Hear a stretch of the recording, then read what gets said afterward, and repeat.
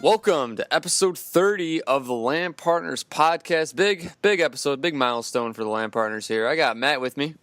Hello. And there's Dave. Hey. So on episode 30, we have a big game we're going to be talking about, and that is the Legend of Zelda. LA Noir. Oh, sorry. I thought we were talking about LA That's the Noir. episode 50 or 100. That's a big one. Sorry, guys. That's a bigger episode. Yeah, I'm sorry. Go ahead.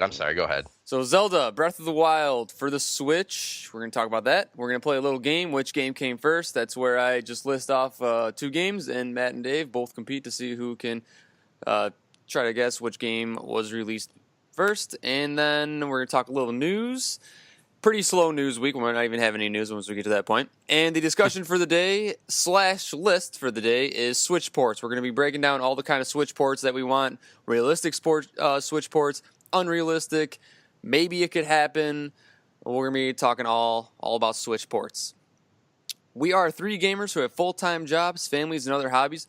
Our goal for this podcast is to give suggestions of games for people who don't have a lot of time to game, so that precious hour or two you have isn't wasted on a game you don't even like. We talk about new and old games so you can find the best game that fits your style. Please download the podcast by Apple app, Stitcher, Google Play for you Android users, or go on iTunes and hit subscribe. That way you get our weekly episodes uploaded to you every Wednesday.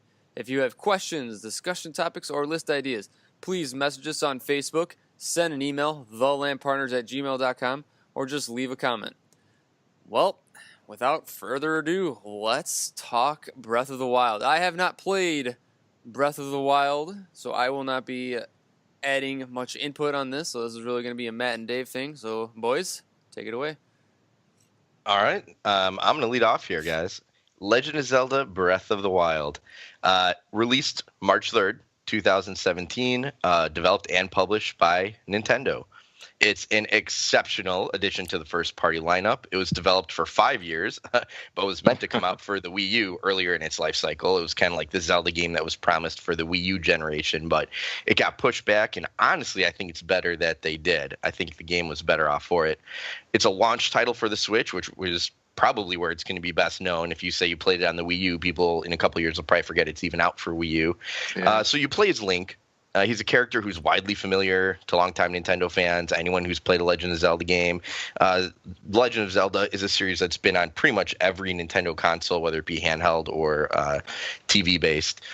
Link wakes up from what appears to be like a very, very long slumber in which he missed out on the complete or close to complete destruction of Hyrule.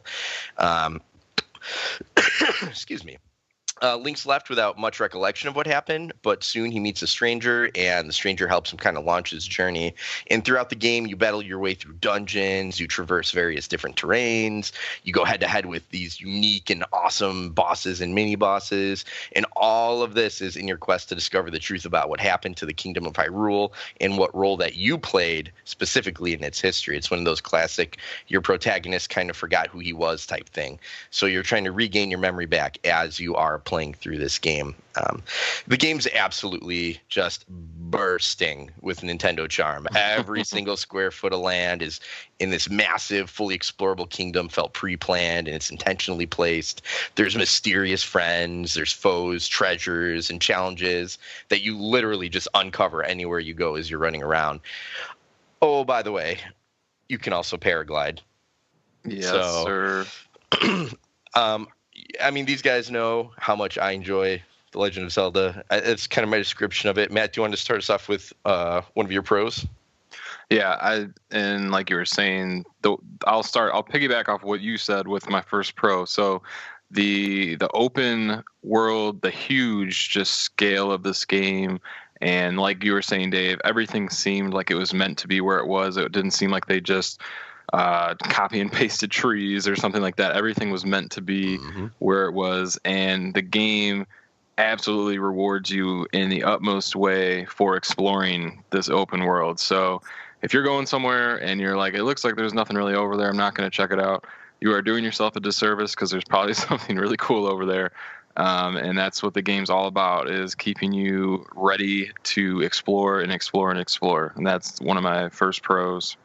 Yeah, I mean, I had a hard time just looking at like the just the visuals of this game. And it's not a game that's going to absolutely, blow you away as like a technical masterpiece in terms of, pushing the highest power graphics card to its extreme. It's Right. Nintendo. They didn't do that. They didn't release that. But the cell shaded graphics in the way that they do it, and I'm talking about like color palette, world design, character design, and it does have HD visuals at 1080p.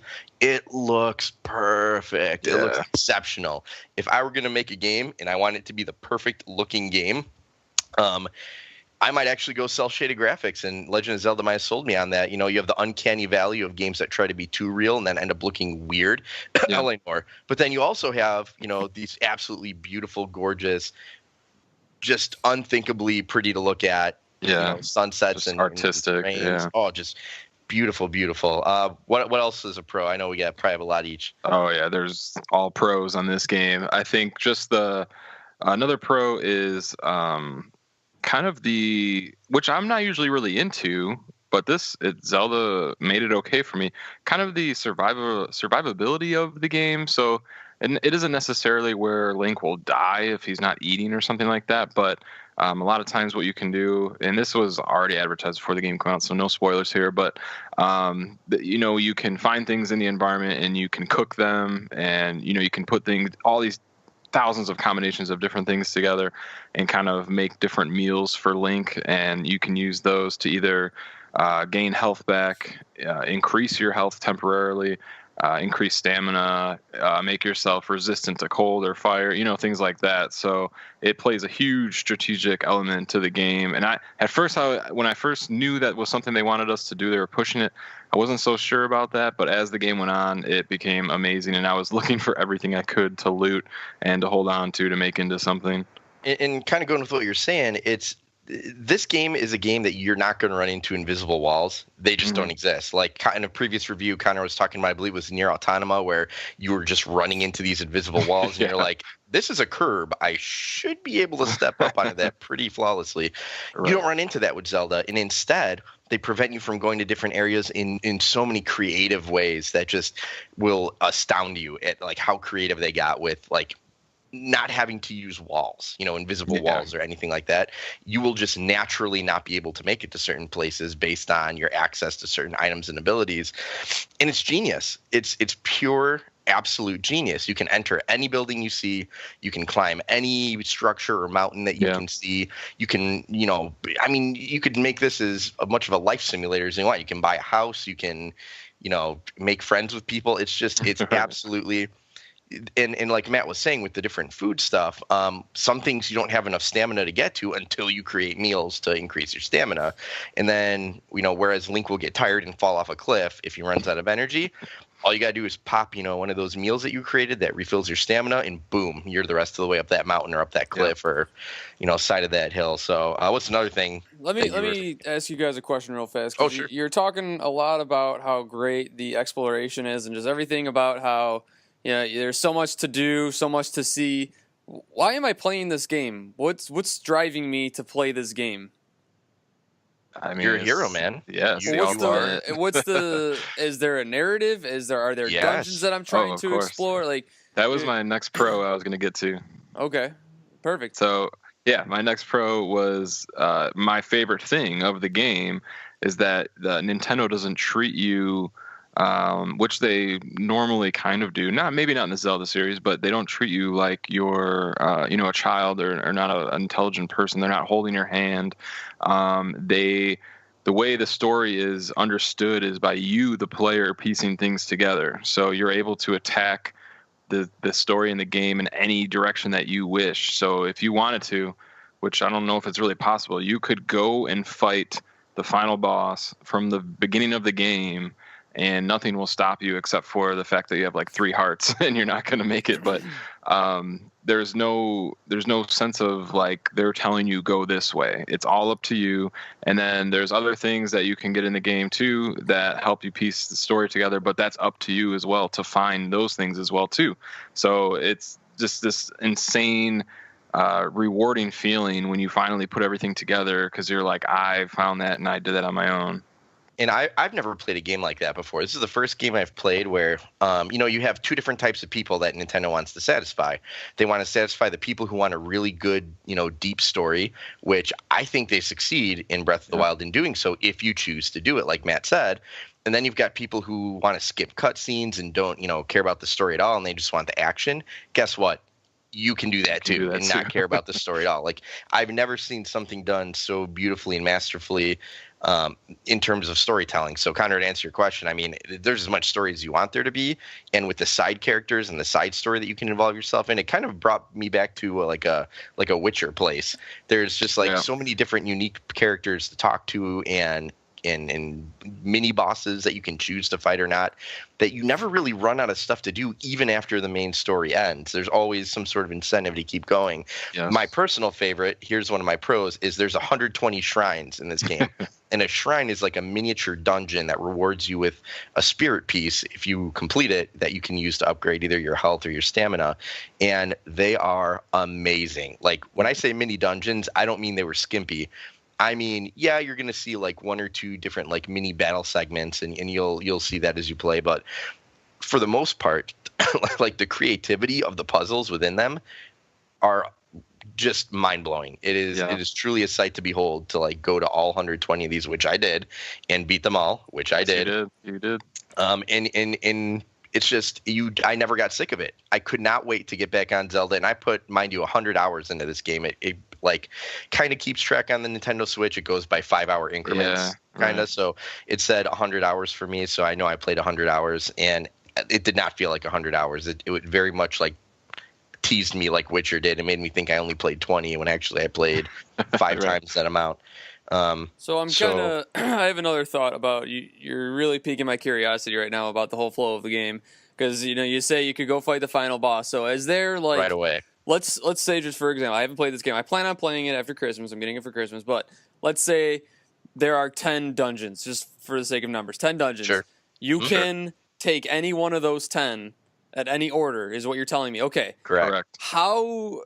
Because here's the side example that I have. With Dark Souls and Bloodborne, you can play those games basically kind of like a Zelda, where you can find paths and you could basically skip bosses. But then to a point, you're like, hold on, like something's not right. I got to backtrack to the second level because I'm missing something. Is there any sort of that in Zelda where you're like, I just skipped 3 bosses and I'm missing a whole lot of something here? I don't want to spoil it, but I think Matt will back me on this, in that the way they do, there's 4 main dungeons in this game, technically 5. But if you skip any of those 4 dungeons, which you're totally welcome to do, you are missing out on a piece of gaming history. I mean, like, these dungeons. How do you know, though? That's what I'm saying. Like, how do you know? You'll want to do them. If you accidentally do one of them, which you will, because I don't know too many people that intentionally want to skip, these really cool segments.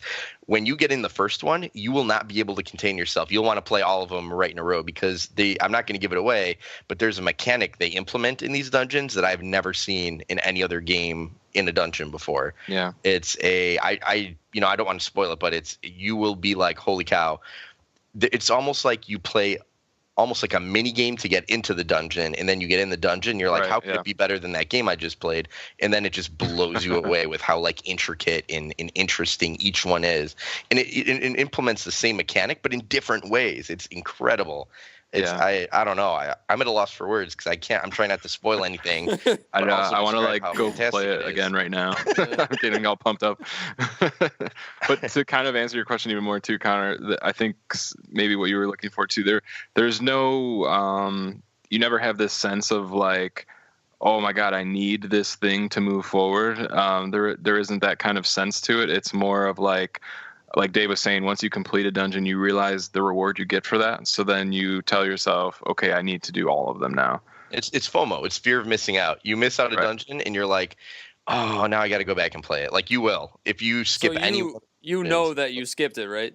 You know for sure you skipped it. Because in Bloodborne and Dark Souls, remember all those times, Matt, where we're like, we're at a wall right now. Where do we go? And then we have to like look at the walk through, and like see what did we skip. Yeah, you'll know.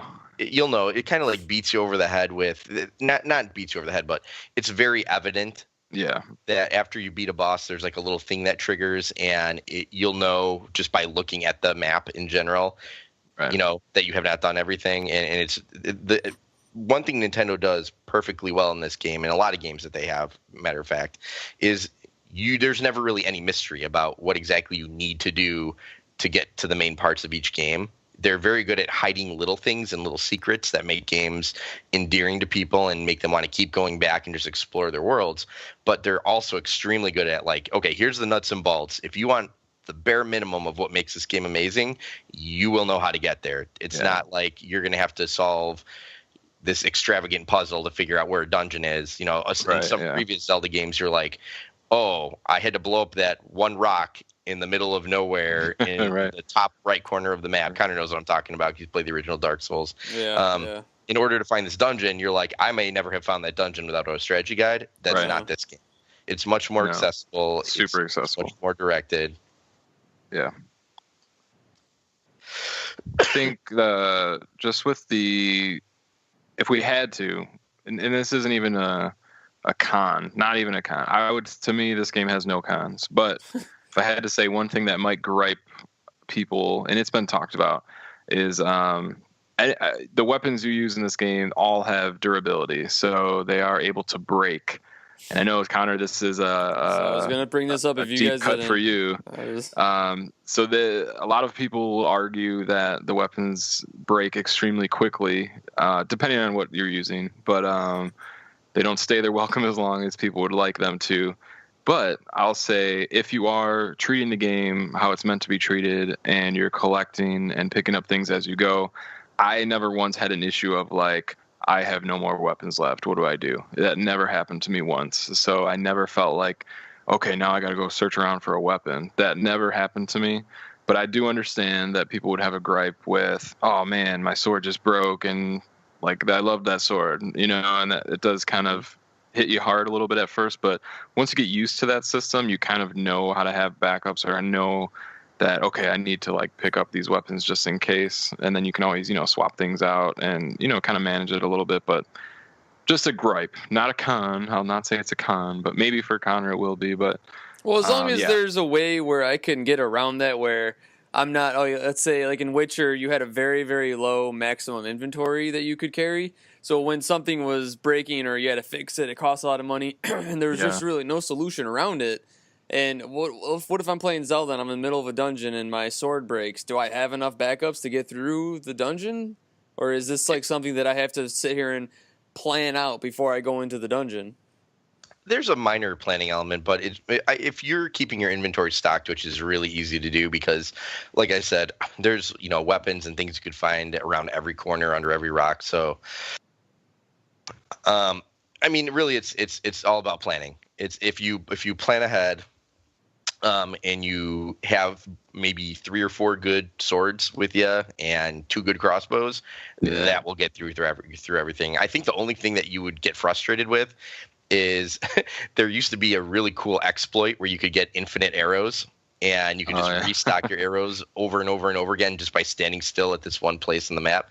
And they have since patched that. So it may be a little harder to acquire arrows. You can't just fire arrows off willy-nilly at everything you see, or you might run out. But they do a good balance of, being able to purchase them with rupees and finding them in the environment. You could also, lift up a wooden shield when an enemy's shooting arrows at you. And if the arrow hits your shield, you just put your shield away and it automatically takes the arrow. Collects them. There's like really interesting mechanics behind how to acquire these things. I'll go through my last 2 pros real quick. I don't know how we're doing on time here, but number 1 is the physics, and we have to talk about the physics because some of your abilities rely on the physics. A lot of things in this game rely on the physics. The physics are done phenomenally well, maybe the best I've ever seen. And then, excuse me, amiibo integration is really cool. It doesn't give you unfair advantages, but it gives me warm fuzzies when I find amiibos out in the wild and I can find them and scan them into my game and get stuff. Out in the breath of the wild? In the breath of the wild. In the breath, yeah.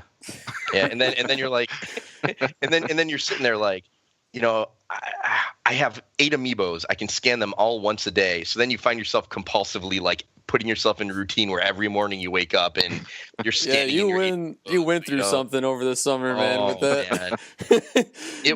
it was literally, it becomes an addiction. It's like this game is a collector's worst nightmare and best friend because you will want to collect everything. I even spent just an absolutely unreasonable amount of time. I bought a house in the game, and you can display certain like shields and swords and stuff if you find really cool ones that you don't want to break and you want to just have sitting like on display in your house so that when you walk in you can show people.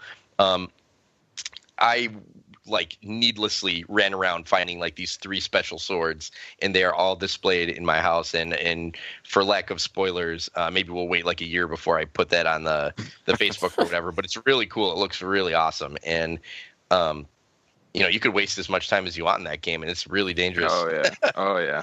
Oh yeah. All right. So let's go ahead and get into our overalls here. We're not talking about Mario Odyssey. We're talking about Breath of the Wild. Ew. Big surprises here. I think going definitely 10 out of 10 on this one. It's an instant classic. I'm going to go ahead and I'm going to double down on Matt's 10 out of 10, and I'm going to one-up him and say that this is probably in the company of Witcher and Metal Gear 5, and maybe even ahead of them as my absolute favorite game that I've ever played. I'm not going to be so arrogant for Nintendo as to say it's the best game ever made, because that's totally subjective, but I will say without any shadow of a doubt that it is my favorite game I've ever played, and it's the only Zelda that cracks like my top 5 games of all time, and I love the other Zelda games too. So Ocarina is in the rearview mirror? Not for Matt. For me, it's a great keep, and it's going to be there forever. And I hope they keep, launching it. I have it on 3DS. I hope they keep relaunching it for Switch and make it like a backwards compatible thing, because I think that everyone deserves to play it. But I do like Breath of the Wild an awful lot better. So, well, I think I've told Connor before. Breath of the Wild is clearly a better game than Ocarina of Time. I think Ocarina just gets that nod because of that nostalgia factor for me. That's how I feel about San Andreas and GTA 5. Yeah, it's like it's a better game if you put them up next to each other. But let's put it this way: if I can only have one game and one console, it would be the Nintendo Switch with Zelda. If that's the only thing, if I could only have one for the rest of eternity, I could only keep one game and one console, I would even forego my PC, which I love to death, and I would say the Switch with Breath of the Wild, because I could probably play another 700 hours of Zelda before I actually get sick of it. All right, well, I think it's safe to say that we can talk another 3 hours about Breath of the Wild, but I think we got to stop at some point here. So let's go ahead and play our quick game for the day. Which game came first? So I'll ask you guys 2 games, and you will tell me which game was released first. First ones are going to start off a little bit easier and then get a little bit more difficult. First ones, Halo 1 or Call of Duty 1? Halo 1. I'm gonna say Call of Duty 1. All right. I am going to say, I'm going back to my internet cafe days. I'm trying to picture. Yeah. Oh man, Halo was really early. Oh my gosh. I'm gonna go opposite Matt just to make it interesting. I'm gonna say Halo.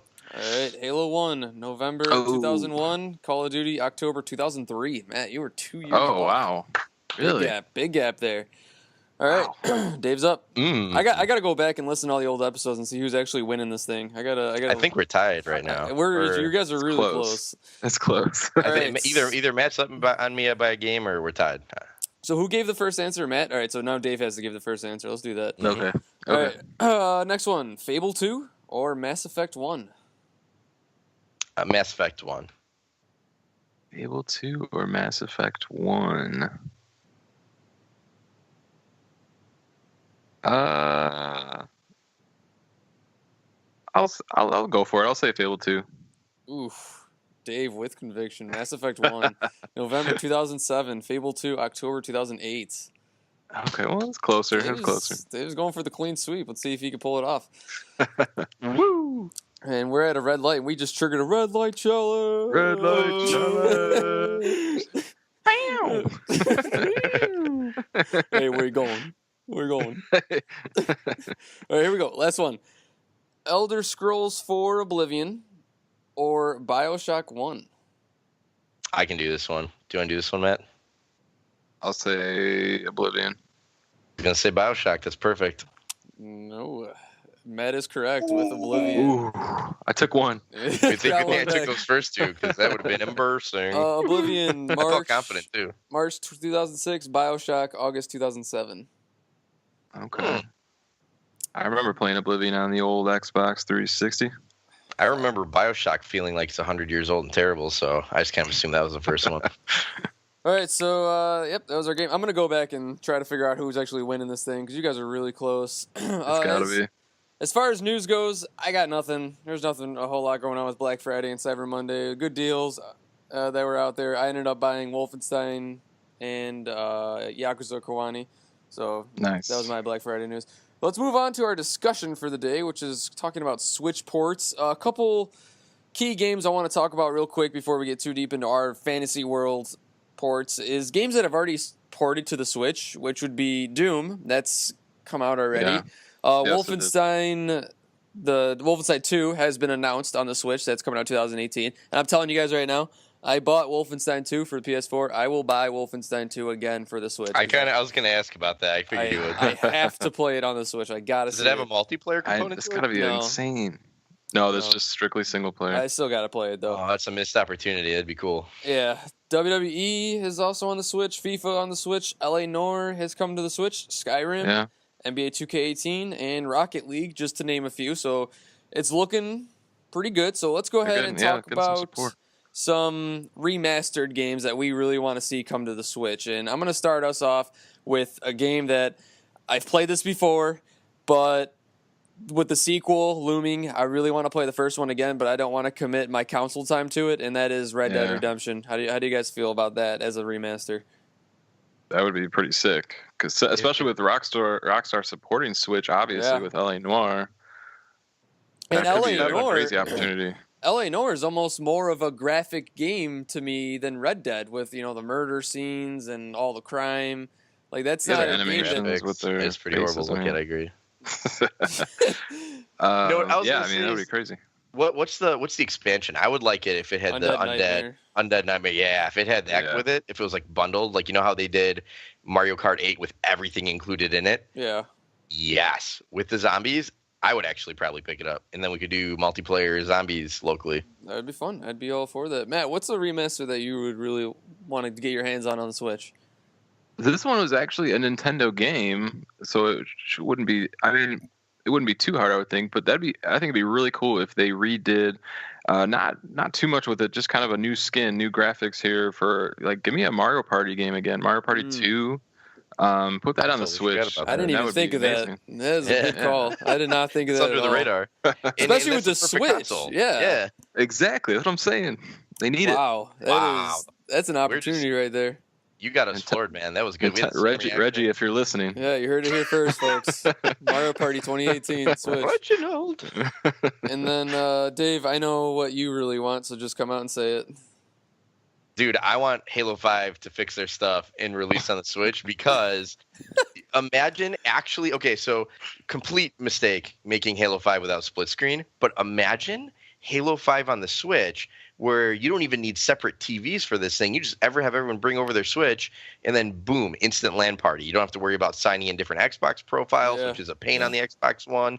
You don't have to worry about getting two TVs hooked up together. You don't have to worry about making sure all your ports are open. You don't have to get a network cable that's long enough. It eliminates all those issues and you just, load it up on Switch and that would be the ideal LAN party experience. I had Halo down for one of my more fantasy world ports because I don't think that one's ever actually going to happen.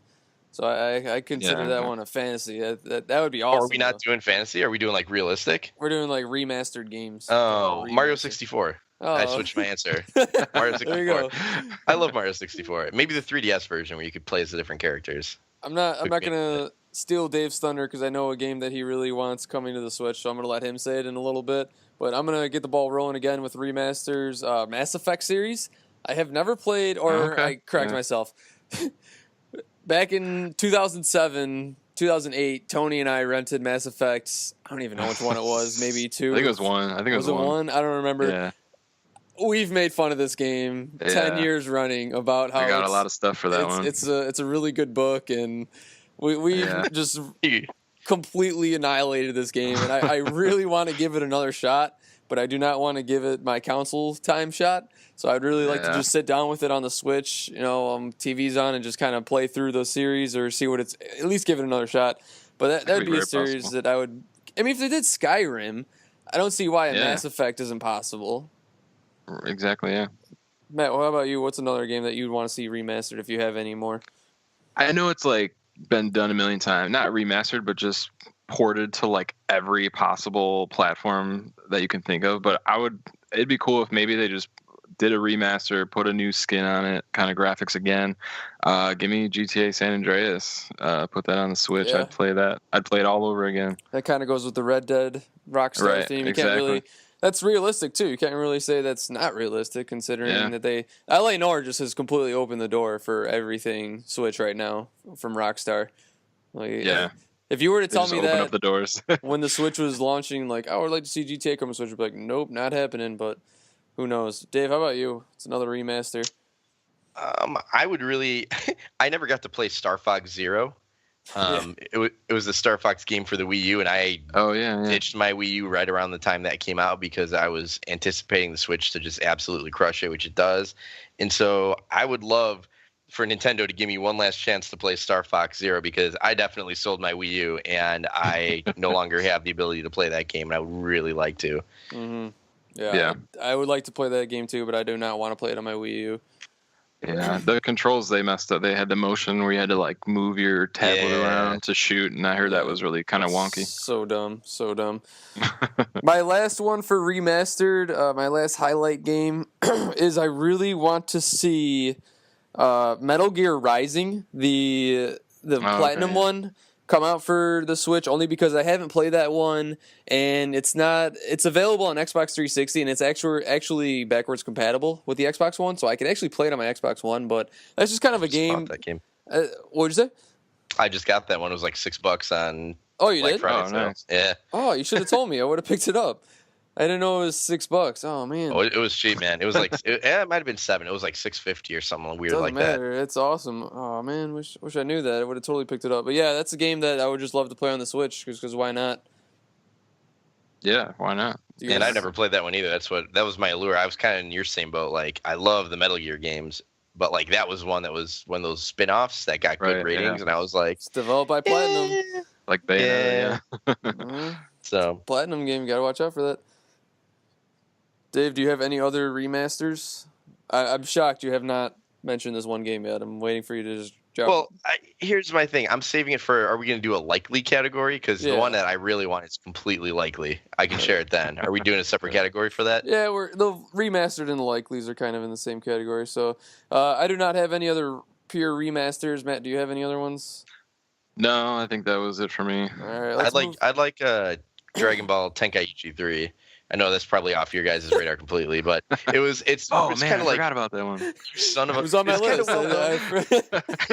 I skipped right over it. How'd that happen? It's kind of generally recognized as the best Dragon Ball game ever released. It's a PS2 game. It got released for the original Wii, so it's not unreasonable to think that they would release like a platinum edition or something to that regard, like Connor was saying, that game.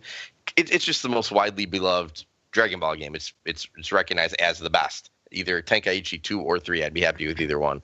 So, all right, so let's go into our fantasy world ports that realistically I don't think these ever are going to happen. It's just not going to happen. And no surprise, my number one, well, not number one, just one of my games that I know will never happen on the Switch is Bloodborne 2, or Bloodborne in general. Yeah. I just want to see From Software, because the thing that bothers me the most about this is that when all these developers have committed to the Switch, remember that list they sent out? Yeah.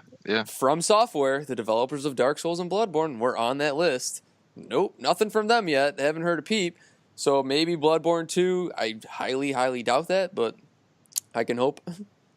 I thought I heard or read somewhere that they were developing like a platformer instead of, like, it's a completely different type of game for Switch. That I have not heard that, but I'm gonna just believe you out of hope. It won't be Bloodborne. It's not that type of hope. Yeah. Yeah. Should I just go ahead then? Yeah, go ahead. Go for it. My unreasonable would be Tecmo Super Bowl with current rosters, like a little bit of an update, but keep it very classic and current rosters. Like I want to play with Tom Brady throwing bombs. I want to just absolutely run over people. With Granny Howard on the Bears. I want to do all that stuff. So. Matt, what's the fantasy game that you just really want to get your hands on the Switch? One of my fantasies would be the Gears of War series. Ooh, that was on me. I got that one too. Yeah, I think that'd be awesome, especially being able to play like multiplayer or horde mode with like a LAN horde mode. That would be really cool. Yeah, and that goes back to Halo. Mine was like Halo/Gears because I just want a multiplayer game where we can just sit in the room. Remember, I think it was all three of us. We played Killzone together on the Vita. In my bedroom. Remember that? Yeah. All three of us were sitting in the same room playing our Vitas. It was awesome. It's fun, It's an irreplaceable gaming experience that I really want to have again with the Switch because it's so much better than any other handheld that I've ever had. So a Halo or a Gears, just anything. I want to play multiplayer together. You guys remember Dragon's Crown multiplayer? Oh, jeez. Yeah, I remember. Don't make me remember that. Yeah, I remember. terrible members. All right, another fantasy one that I have is Persona 5. I really that'd be really cool. I really want to play this game, but 100 hours tied down to my console, sitting in the chair when I could be playing so many other games. Like that's a long time, and it's one of those games that I could just chop away. Like, hey, I'm going on vacation. I got a 2-hour flight. I'm gonna play 2 hours of Persona, and then here and there watching TV. It'd be a fun game to play during that time. And I'd really want to see it happen. Yeah, that'd be a great portable game. I had a couple of like RPG-ish games for 3DS, and I thought I was going to be super, super into it, but I realized that with 3DS specifically, I mean, it's different with Switch. Obviously, I played 100 hours of Zelda on it, but with my 3DS, I was like, oh, portable. I'm just going to, play a couple turns of this turn-based game, and then I just never played it. I wanted that like short-term, like short burst type game during that time, and just whatever. Anyway, Smash Brothers. Can we get a Smash Brothers on the Switch? Please? Yeah, there's got to be one coming. Can we get a Smash Bros? Because can you imagine, like Connor was saying, sitting together in the same room playing? Like, what other game would you want to play besides Halo and Smash Brothers that way? I can't think of any other game I'd want to play on a Switch in the same room than Halo and Smash Brothers. Yeah, I can't believe it hasn't happened. Unbelievable. Yeah, I know. I'm almost kind of hoping they don't do what they did with Mario Kart. Like, I want a brand new Smash Brothers, like just to really push it. Like, I don't want Smash Brothers Wii U remastered. I want a brand new Smash Brothers that you cannot get on a Wii U, even if you wanted it. So, I mean, what could they possibly do though? What? It is hard. I mean, maybe more characters or different levels, but yeah, I mean, it's exclusives. I mean, you could really do anything with the Switch. You have other capabilities that you didn't have with the Wii U, like.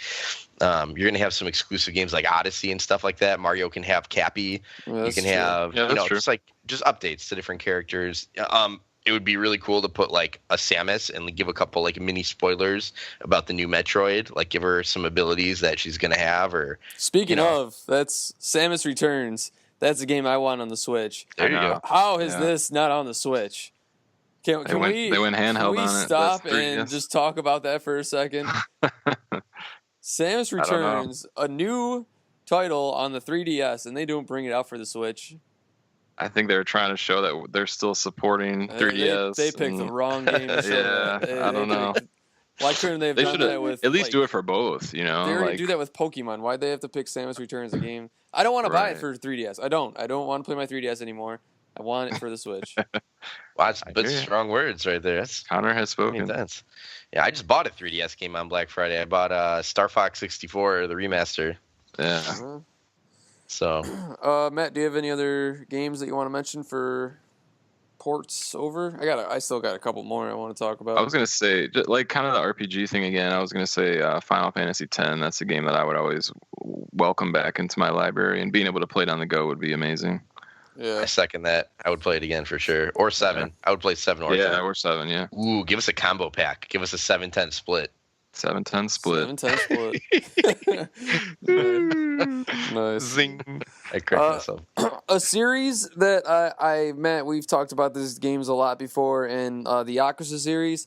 With the Yakuza 0 coming out, and then now they just came out with Yakuza 1, and I'm hoping that they just go ahead and remaster all the games going forward. 2, 3, 4, 5, and then 6 is coming out in the spring.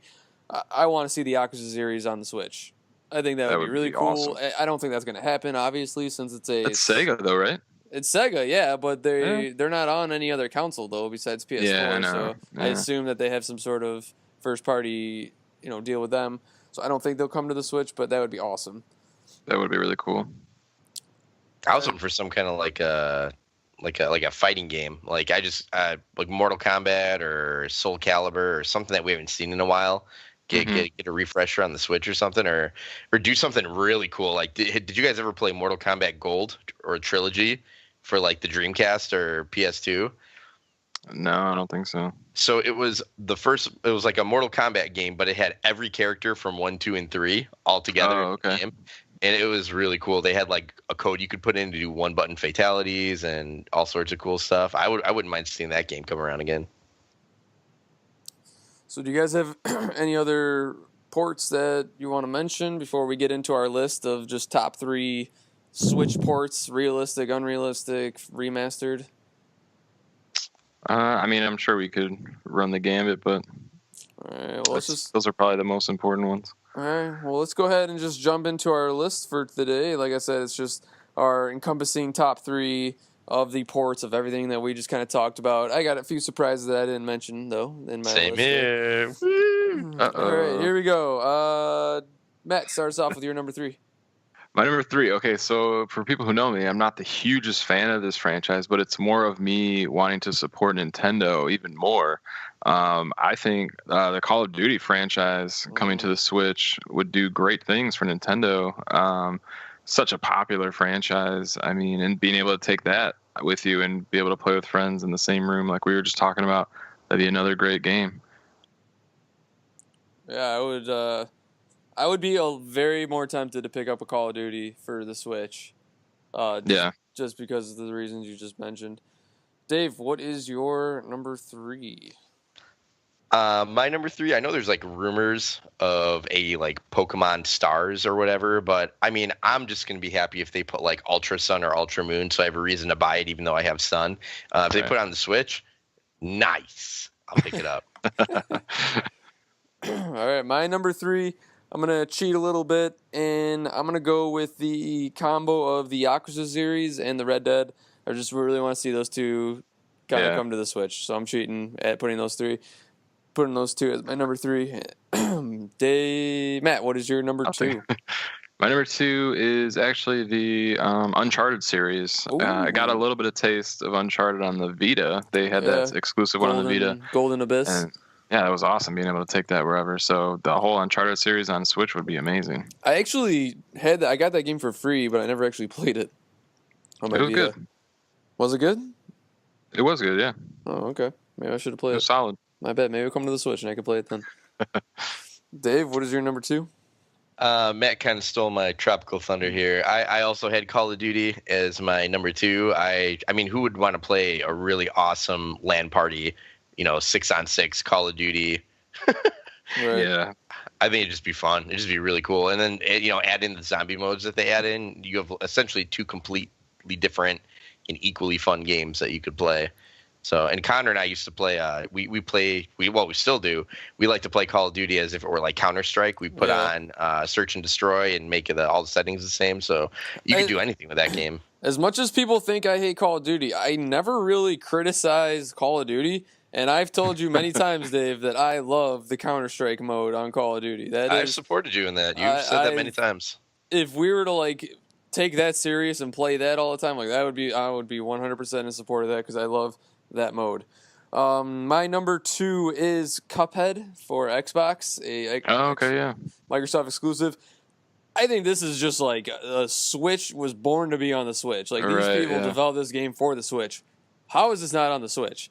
How did Microsoft land this game as a exclusive? They got lucky with that one. That needs to come to the Switch ASAP. I would love to play that game, even though I've heard it is extremely frustratingly hard.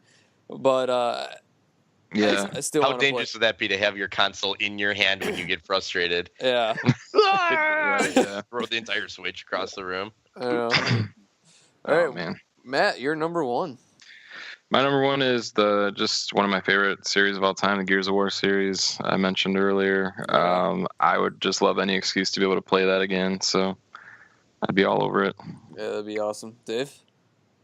I had 2 honorable mentions because I wanted to be unique for my number one. But my honorable mentions are kind of like what Matt was saying. I would want Metal Gear and Witcher to come to Switch because I would rebuy both those games to play them. But my number one is actually a game that's already remastered for Xbox One X that just came out.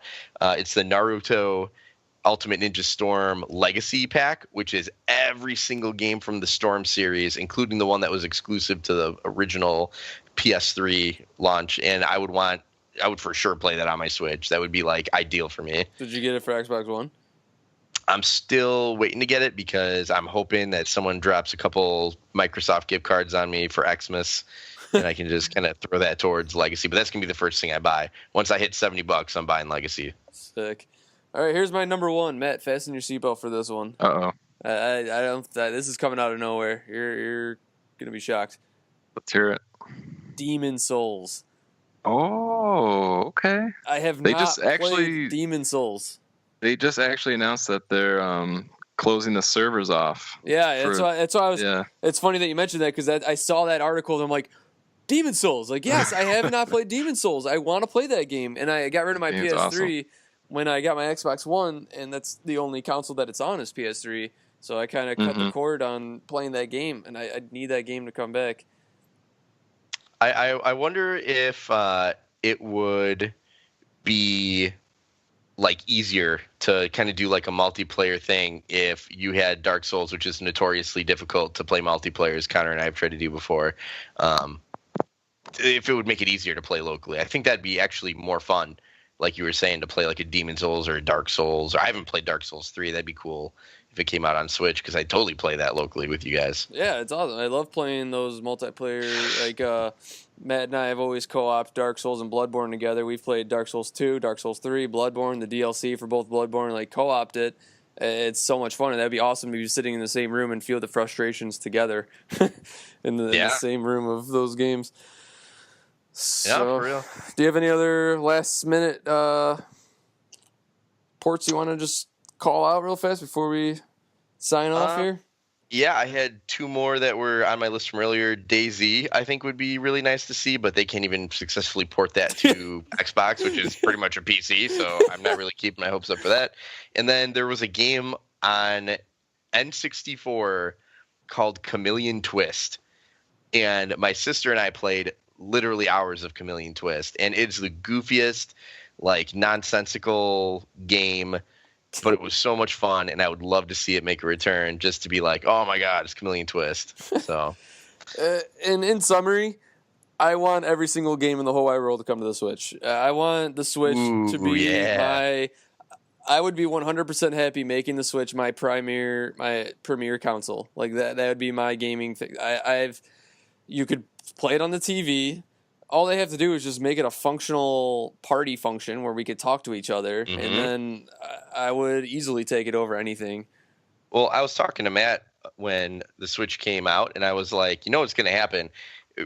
PS4, PS4 Slim, PS4 Pro, Xbox, Xbox One S, Xbox One X. Imagine this, Nintendo Switch. Nintendo Switch...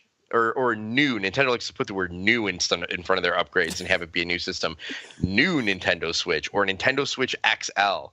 I could totally see that happening with upgraded hardware that can actually run a voice server, with extra power like an Xbox or a PS4. It'll give you more multitasking power. So I would sell my current Switch and rebuy a new Nintendo Switch or new Nintendo Switch XL if they afforded me the opportunity to have voice chat just be built in. Let me give you a little fantasy scenario real fast before we get off here. All right, hit me. If the Switch got to the point where, almost every single game comes out on the PS4 and the Xbox One. I mean, there's little exclusives here and there. But if the Switch got to the point where they had all the third-party games that PS4 and Xbox One had, would that be your premier go-to gaming system, assuming the party function wasn't complete garbage? Oh, guaranteed. Yeah. I mean, okay. I just want to make sure you're on the same page as me where I want the Switch to be my thing. I want everything on the Switch. Exactly. I would, like I said, my dream is that they come out with a new Nintendo Switch XL that I can blow $500 on, and the graphics look like an S, not even a Scorpio, but like an S. If you give me that kind of graphic fidelity and let me voice chat with you over the internet, like, why would you not want a console that you could just grab, throw in your bag, and bring to your friend's house and have a LAN party with? It seems idiotic to me that, future gaming consoles would be tethered to a TV like they are now. I feel like the Switch is like the wave of the future. I think Nintendo did a brilliant job with it. I want it to be my favorite console of all time. The problem is, online play, like you were saying with friends, is ridiculously lame. And then they got to come out with like a Call of Duty or some kind of multiplayer game that even wants me to, that I'll even want to play that way. So, yeah. But no, I'm with you. I would say under certain conditions, I would absolutely be 100% fine with Nintendo Switch being my go-to. Yeah, the future is bright for the Switch, so let's go ahead and just close it down. This was episode 30, big milestone episode. Matt had a emergency to deal with, so that's why he kind of disappeared here the last 5 minutes. We weren't ignoring him. He had to go. But let us know what you thought about episode 30. Let us know if there's some Switch ports that we didn't cover, and I think I covered all games, considering I just said I want every single game on the Switch. Games, so yeah. Can't say I missed one. Past and present. I would love all the throwbacks too. Every single game ever on the Switch now. So let us know what you think. Thank you so much for listening. See you next week.